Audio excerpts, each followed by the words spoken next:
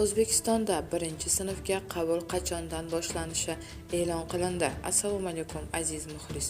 Agarda bizning kanalimizda mehmon bo'lsangiz, bizga obuna bo'lishni hamda videolarimiz ostida bir dona like tugmasini bosib qo'yishni unutmang. O'zbekistonda 2025-yil 2026-yil o'quv yili uchun 1-sinfga qabul joriy yilning 20-iyunidan boshlanadi. Bu haqda Maktabgacha va maktab ta'limi vaziri Hilola Umarova ma'lum qildi. Qayd etilishicha, parlamentga muvofiq 1-sinfga qabul jarayonlari 2-bosqichda amalga oshiriladi. 1-bosqichda 20-iyundan 31-iyulgacha mikrohudud doirasida, 2-bosqichda 1-avgustdan 15-avgustgacha mikrohududdan tashqarida.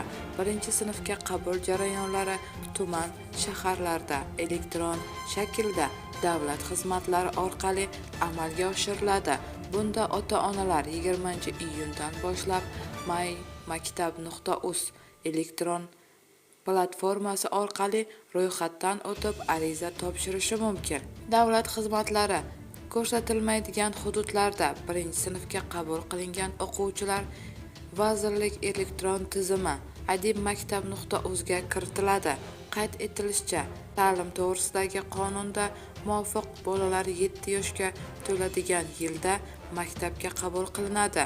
Bu yil 1-sinfga 2018-yilning 31-dekabriga qadar tug'ilgan bolalar qabul qilinadi, deyiladi xabarda.